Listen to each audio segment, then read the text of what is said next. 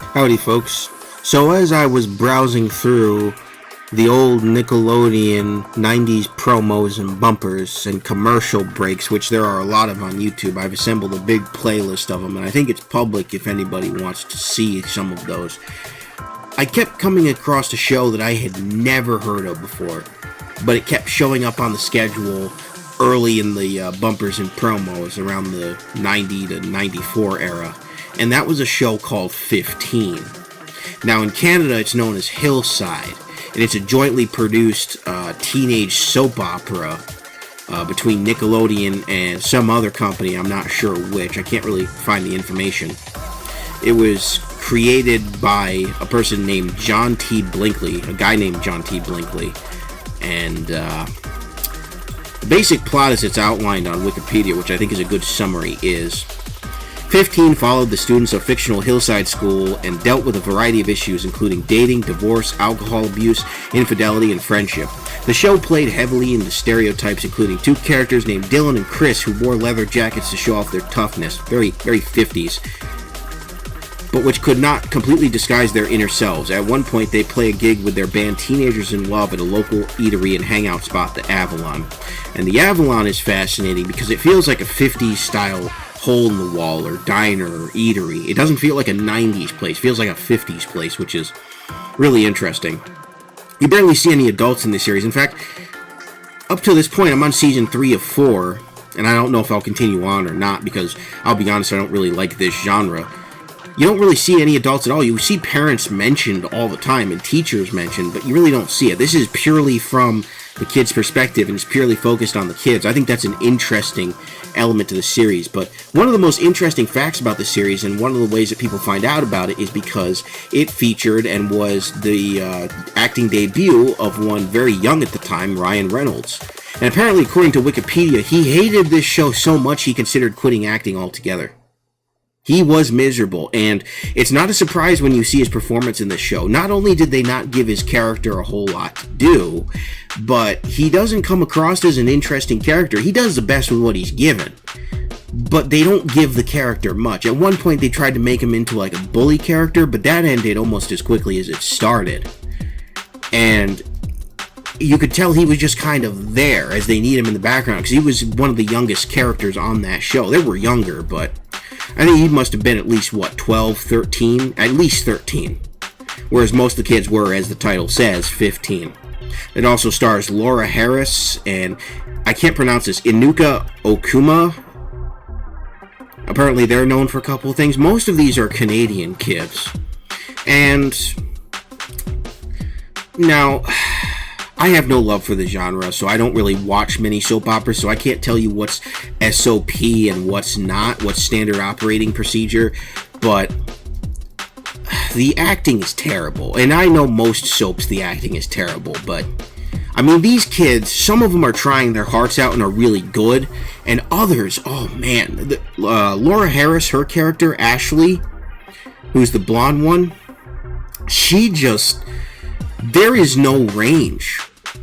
When you're supposed to like her, or when you are supposed to see her emotions, she comes across as sarcastic. Almost every other line feels like sarcasm, and it's not received as sarcasm, so you go, okay, well that's not supposed to be sarcasm. But yet she has a sarcastic look, and she has a sarcastic tone. And so you go, wait, what? Why is she being so sarcastic and almost standoffish here? There's times when she's being genuinely standoffish for no reason, and a lot of her character motivations are just terrible. The whole first season, spoiler alert for anybody who hasn't seen this, the whole first season, at the very end, she ends up leaving school because she's supposed to be the honor student, the Little Miss Perfect, the whole 9-yard stereotype. She ends up having to cheat on a test because of problems she's dealing with her boyfriend, and that derails her entirely. So by the time of the second season, she's going to be going to a private school, and her friends have to try to convince her not to, and it's that level of drama, really. But it's just so stupid, honestly. It's stupid motivation, and the character isn't given much to do. You know, she's just kind of there. But most of the characters, the only character I actually like in this show, I don't even like Ryan Reynolds' character, to be honest, because I think he is, the character of Billy is just kind of there. He's just a part of the one band and the whole band plot that is going on throughout the series, but he's not even really that major of a member. They try to kick him out a couple times, and it's just not that. You can see why he was disappointed, absolutely. But the one character that I do really like, the best character in the show, and they take him off of the entire second season, is Ken Angel as Jake Diosdade? Jake D. Jake is the shoulder to cry on. He's the most reasonable character. He's the most grounded and realistic character. He's this Asian kid. And what's funny about that is, the second season when he goes away, maybe he had another acting gig at the time, but for the entire second season, pretty much he's gone. And the explanation is he's going with his mom to China for 6 weeks. I don't even know if the dude is ethnically Chinese, but that's the reason the show gave, and it's hilarious, because I don't know, again, if he's ethnically Chinese. It's one of those things where, oh, the 90s, you just couldn't do that today, but it's hilarious in hindsight. Anyways, he's the best character in the show. It's great when he comes back, because he's pretty much the same character. I mean, he's great. He's great to everybody, and yet they treat him like dirt frequently. Frequently, they treat him like dirt. To the point where he goes, why am I even bothering to be the good guy anymore, you know? Why am I taking all this bull crap? You know, he's right. He's absolutely right. He takes a beating. He literally takes a beating at one point from one of his best friends. He confronts the character Matt, who's the one who deals with alcoholism, and he punches him square in the eye. And he still has the best response to him. He still sticks by Matt. I mean, it's just ridiculous. He's such a great character, and yet, you know, the show just writes him. It's like they set him up for an ironic tragedy that never really happens, other than him getting punched in the face for no reason. But that's kind of how this show feels. Stuff happens for the sake of creating drama, and I know that's most likely most soap operas, but with this one, you've got such a limited scope of subject matter because they're teenagers. You don't have the full range of adult subject matter or even older teenager subject matter. This show doesn't go into sexual matters. It doesn't really go into much substance abuse, other than they talk about how the one kid's an alcoholic, but they never show anything.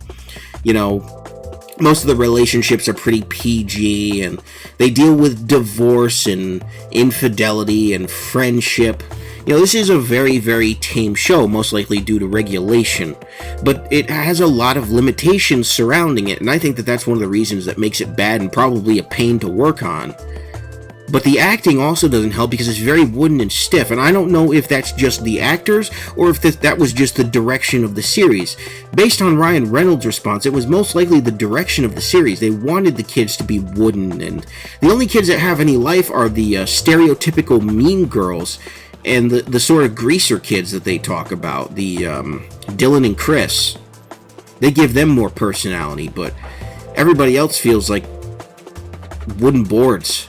Except for the one black chick whose name escapes me. I think that's, oh, I don't know. Well, there's actually two. There's a couple, so it's not entirely specific, I know, but the ones who's best friends with the Courtney character, who's also a pretty good character, and she's the sister, I believe, of Ryan Reynolds' character. But as much as she tries, she doesn't really have much to do. You know, they kind of force drama onto her, where she doesn't seem like the type of person who would naturally attract drama. A lot of these characters don't feel like they organically attract the drama that comes to them, but it just kind of does. And the Matt character is baffling to me. Matt Walker, the captain and star player of the school's basketball team, they say he struggles with substance abuse throughout the series, which harms his relationship and school reputation. He loves Ashley, but he and her continue to break up. They finally break up for good as he moves away. Which I didn't even know that. I haven't even gotten that far into the show. That's just stupid, because they spend half the series doing a will they, won't they. So that's dumb. But his substance abuse is basically alcoholism, which is brought on by nothing. Apparently he just went to a party and drank too much, and then suddenly he's an alcoholic. Which can happen in real life, I suppose, but at that age, and he does get busted by his parents at one point, but apparently they don't know. He keeps it hidden throughout the series continually. The first time that a parent finds hidden alcohol, I guarantee you, in the 90s, you're either getting institutionalized or they're not letting you out of their sight. So it's not very realistic, and granted, none of these soap operas ever tend to be, but I mean, come on. And otherwise, besides this alcoholism, he's one of the best characters on the show in terms of, other than Jake, he seems nice to everybody, he seems kind to everybody, but he flips on a dime whenever they bring up his alcoholism. He punches Jake square in the eye. Jake gets a beating from this guy. And then he feels bad about it. They have an intervention. Okay, I'll get clean. And his younger sister character, who he's great with, you know, he ends up breaking her heart, so he's devoted to getting clean, I suppose. I skipped around a lot, so I didn't see a lot of the dialogue that takes place, but I assume, based on what little I saw, that he makes up with her. You know, because she hears about it. She didn't know about it prior. The one mean girl who's the gossip. Who was that, by the way? Let me see. Brooke Morgan. Yes. Oof. Fantastic acting there. She plays the mean girl to a T. Absolutely. She's a gossip. She gossips with everybody. And the younger sister of Matt overhears because she starts talking about the fact that everybody's calling him an alcoholic. And so the sister freaks out and he feels bad. And, you know, that whole thing. It's all very predictable. If it sounds predictable, it's because it is. Now, this show is available on Amazon Freevee. You can watch pretty much all the seasons are available. A company called the Pete Rogers Organization has the rights to it, and they distributed it through Amazon, or I believe FilmRise distributed it. I don't know, are they a part of FilmRise? I don't know. Either way, FilmRise is a part of some of the distribution of this show, because their logo shows up throughout. And I'm not going to say that this is the worst show I've ever seen. This was probably one of the worst Nick shows of the time.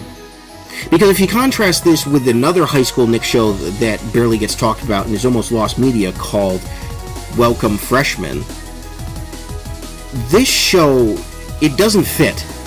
It doesn't fit Nickelodeon of the time. Nickelodeon of the time is largely experimental. You've got, you know, some goofy, interesting horror. You've got kids with superpowers and one kid who's an undercover sort of girl with Shelby Woo. You've got Salute Your Shorts, The Adventures of Pete and Pete. You've got all that. You've got Roundhouse. You've got Wienerville. You've got a variety of stuff, but it's more lighthearted than anything. You know, aside from Are You Afraid of the Dark, most of it is fairly lighthearted, and the melodrama just doesn't fit outside of the teenage girl audience. But it did well enough for 4 seasons and 65 episodes, so it found success clearly, and it was redistributed through Amazon, so I'd say if you're interested in seeing a young Ryan Reynolds and seeing how this all plays out for yourself, go watch it there. You'll probably be able to predict everything that happens, but it is what it is. And the positives I can give this show, even though it seems like it was an extremely small budget, they only had a few sets, they only used a few establishing shots, they barely used any music. They used, I think, one music sting whenever there's drama. But I like the set designs. I think they're really accurate to the period and to the setting. I like the costume designs. I feel like it was very grounded, very realistic for the 90s. Very 90s. The women looked feminine, the men looked masculine, and even some of the more stereotypes that people wouldn't quite like were fitting. It fit the setting perfectly well. I couldn't complain about that. I liked the overall designs of the characters in terms of the costume designs. I thought they were fairly good. They indicated what types of characters you were dealing with. You knew this was the jock, this was the mean girl, this was the more, pretty but smart and modest girl, this was the more shy but caring guy, You could tell just by looking at them on top of their actual personality. The biggest problem with the show, though, was the writing and the dialogue. The overall storylines were fairly predictable, and they were soap opera-y, but The dialogue and the execution were just so wooden and so flat from most of the characters, except for the mean girl Brooke. The one there's this one black girl. There's one that's friends with Brooke in the beginning, and she's not seen outside of season 1. She just kind of disappears. I don't know what happened there. But let me see if I can find here on Wikipedia what her name was, because she's got a lot of character, and I think she's a decent actor. But I can't find her. But she's the friend of Courtney, primarily. She primarily hangs out with Courtney. She's not technically her best friend, because I guess Ashley is. But you'll see once you watch the second season of this show who I'm talking about. But she's this one black girl who's very headstrong. She speaks her mind. She goes headfirst into conflict, and she's very prominent throughout the series from the second season onward. She's a pretty good actor. She puts a lot into it, and they give her the most personality. Part of the problem is they don't give these characters much to actually do or much personality to have. And a lot of them, none of them have any development, by the way. Things just happen to them for no reason outside of left field. And I guess that's supposed to create a sense of intrigue and drama and all of that, but it just doesn't make sense. There's no real characterization here. They just fit into their stereotypes, and there's drama based on either outside circumstances or circumstances of their own making, which is fine. There's nothing wrong with that, but the way it's executed just doesn't make sense. There's no... Characters end up doing things that go outside of what is established for no real reason. There's nothing that builds up to it. It just happens. It's like the kid Matt being an alcoholic. He goes to a party, and then all of a sudden it's on and off. Is he drinking? Is he not drinking? Just so they can make a point about alcoholism in teenagers, which I guess was a bigger thing in the 90s, along with smoking and drugs. That was the big concern, but doesn't make sense, because otherwise, again, he is a character that, outside of the Jake character, who pretty much loves everybody and is fantastic, he seems pretty grounded, and like he really likes people, and he's really kind to his friends. But then you mention his alcoholism, and suddenly he's a whole different person. He's a completely different person. But he doesn't develop, other than eventually I think he gets over it. According to Wikipedia, he just moves, which is not a good payoff to his whole character. Not at all. It's just, well, I guess that's it. The will they won't they with him and Ashley is just done. So that didn't pay off for anybody. Just, oh boy. What a weird show. What a fantastically weird show. Ryan Reynolds, I guarantee you he's probably embarrassed about this, but you gotta get your start somewhere, and I think he tried, honestly. I'm not gonna criticize his performance, because his character was just badly written. They didn't give him anything. They gave him one arc where he was going to be a bully, but again, they just stopped that as soon as it started. I think either Dylan, yeah, it was the Dylan character, confronts him about it, and then he's like, okay, I give. So he was, from the beginning on, he was just kind of there, and he didn't do anything. So it's no wonder he wanted to quit acting, because he probably kept saying, please, can you give my character something to do? And they said, nah, he's not really a main character, just do your thing. I'll bet you he was miserable, poor guy. But I mean, I don't feel too bad for him, because he just bought and sold Mint Mobile, so I mean, he's crying into his millions of dollars, so I'm sure he's plenty fine. But I'm curious about the production of this show. I'm curious about how the actors felt about it and how they look back on it, because it's just been so buried, it's just been so, it's barely talked about. A lot of people don't really know about it, and I certainly didn't know about it, because again, this show was really, to my knowledge, maybe it was on the N at some point, but I don't remember it being syndicated anywhere. Not on Nickelodeon, at least, who probably still had the rights to it. It just kind of disappeared. It's not the first Nick show that's done that. A lot of them have. I don't know if all of the old 90s Nick shows are on Paramount Plus. I think a lot of them you have to go digging around the internet, finding old VHS rips. So I'm glad this one is available so people can look at a part of Nickelodeon history. This was the first, and I believe the last, soap opera for Nickelodeon, because Nickelodeon didn't really pursue soap operas after this, despite its success. 4 seasons and 65 episodes is nothing to sneeze at. That's not exactly a failure. So you'd think they would try this again, but I think what they did instead was they said, let's have a more balanced approach, because we don't want just a teenage girl audience. We want a broader audience of people. We have kids and even preschool kids in the day, then we have a section for adults at night.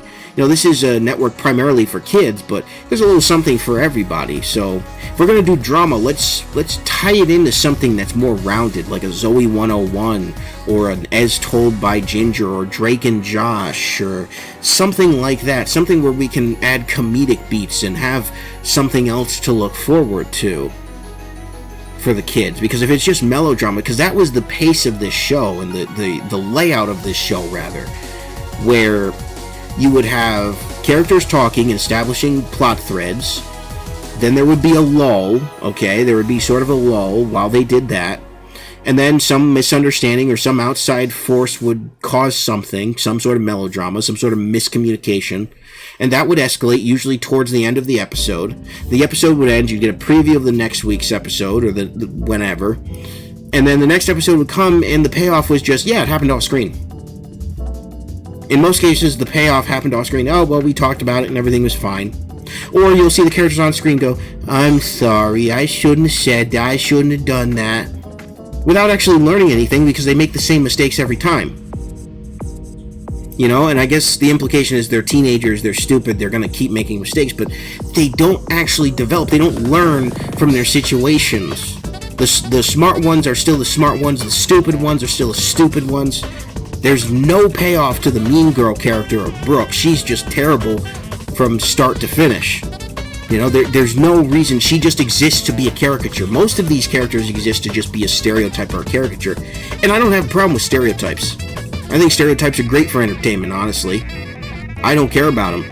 Even racial or class or whatever stereotypes, they exist because A, there's a little bit of truth to them. Not all stereotypes are negative, but B, so you can build a narrative around them. But there's a right and a wrong way to do it, and I think this show executed building around these stereotypes wrong. I think it executed these stereotypes wrong because they just didn't develop the characters. If you don't develop your characters, what's the point of following their adventures? It just becomes formulaic at that point. You just build drama for no reason. Like I said with the Matt character, there was no reason for him to be an alcoholic other than the show demanded it. And as a result, he didn't develop as a character, and nothing pays off with him, because in the end he just moves away. So his will they, won't they relationship with Ashley doesn't pay off at all. Just moves away. So, and then the Billy character, his whole thing is about being in the band, and Chris and Dylan are kind of arguing throughout most of the series. Should he be our drummer? Shouldn't he be our drummer? Dylan wants to protect him, but Chris is like, look, he's just not very good, and they argue back and forth. Eventually they let him go, then they bring him back, and I think they let him go again.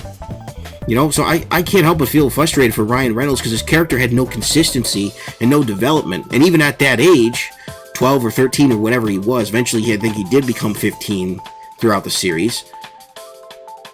I mean, at that point, you just feel like, what's the honest point? My character's here to do nothing, but to just be there. He might as well have been one of the background extras, and that's got to have been frustrating, man. It really, really must have been. And aside from him, I don't know what else any of these other people went on to do in anything major. Unfortunately, being a Canadian actor, it seems like unless you strike it out big in Hollywood, there's not going to be a lot of opportunities for you. It's just how it is with Hollywood kind of being the gold standard as it is for so long. But this is a show that's fascinating. I don't really hate it. It's one of those so bad it's good shows, and I have no love in my heart for soap operas. I used to go up to upstate New York and watch them with my grandmother, because the only thing to do up there was watch TV whenever we'd visit them. It was about 6 or 7 hours from where I used to live in New England, and we would go up and visit them for a couple days, and they had one TV with satellite, and during the day she would usually watch soaps. And I believe it was it must have been Days of Our Lives or All My Children, or one of the major ones.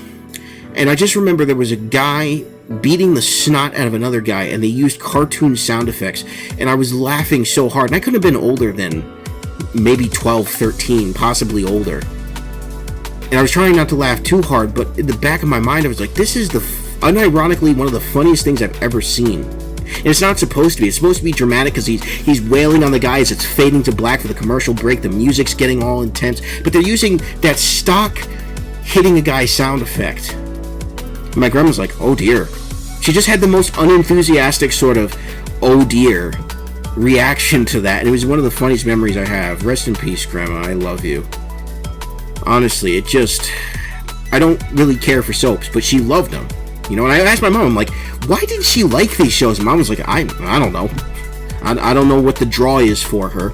But this is fascinating because I think the concept of this does work for a teenage show. Obviously, the series Degrassi proved you can do teenage melodrama and you can do a soap opera in a way that makes sense. But this was one of the first of its kind. I think they really just didn't know how to handle it. They seem to have had a very small budget. It seems to have been split between, because it was a joint Canadian-American thing, there were probably some cultural differences that they had to deal with, so they wanted to keep it as neutral as possible, because they didn't say call people, they said telephone. Sometimes they said call, but they said phone more than they said call, which I think was more of a Canadian thing. It was primarily on YTV, but it was also on Nickelodeon, so it was joint produced between them. It was originally, and I think this would have been a better fit, it was made to be on the Disney Channel, back in the 90s early 90s when it was the Disney Channel. It was a premium cable channel that you had to pay extra for.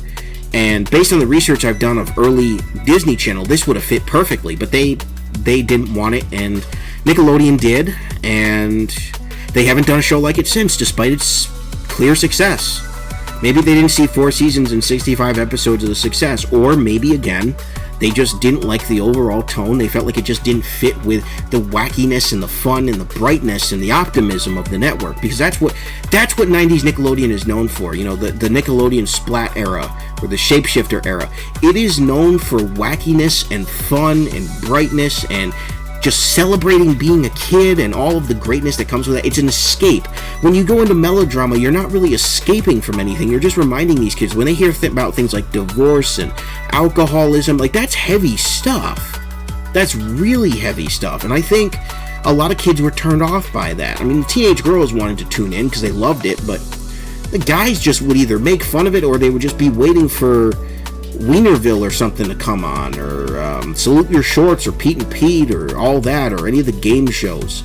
All the stuff that was on during that time in the 90s, they most likely would have just been waiting for that. So, I mean, it is what it is. And it's funny because the other show they had, Welcome Freshmen, which was another high school series, was the complete opposite. It was a complete opposite. It was more of a sketch comedy than it was a melodrama soap opera.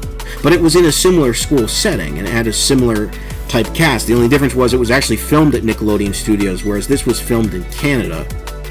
Nickelodeon Studios in Orlando, Florida, which to this day I still wish I could have gone and seen. I've only ever seen it once, back in 2005 when I was at the Hard Rock Cafe eating lunch. It was right over the wall, and got one picture of it on my crappy flip phone, and I haven't booted that thing up in years.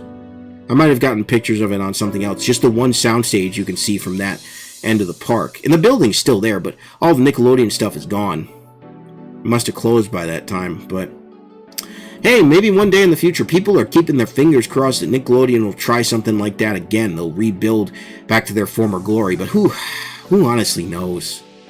It's just a fascinating point in the channel's history, 15, and it's known as Hillside in Canada. I don't know if I mentioned that, but interesting point in Ryan Reynolds' career, surely. I mean, despite the fact that he hated it, I mean, he probably wouldn't be anywhere without this. Probably would have been just in commercials or something.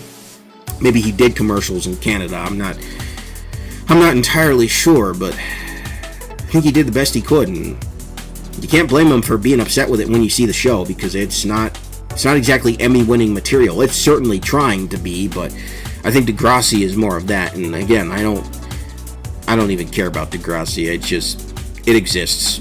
Well, it wouldn't exist without this show, and that's why it's interesting. This show started the whole teenage melodrama thing. It probably led to eventually to the WB, considering shows like Dawson's Creek and things like that. It's fascinating. It really is. It's fascinating that Nickelodeon, to my knowledge, has not tried something like this again. They really haven't.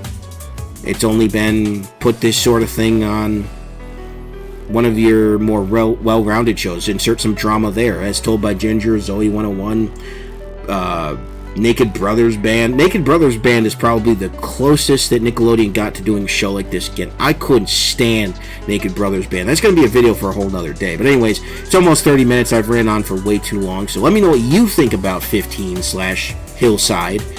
It's available to watch on Amazon Freevee. If you are curious, let me know what you think in the comments down below. Be curious to know your thoughts. And that's all I got for now. Thank you very much for watching. This has been Super Koopa TV. I will see you guys next time. God bless. Have a good one. Peace.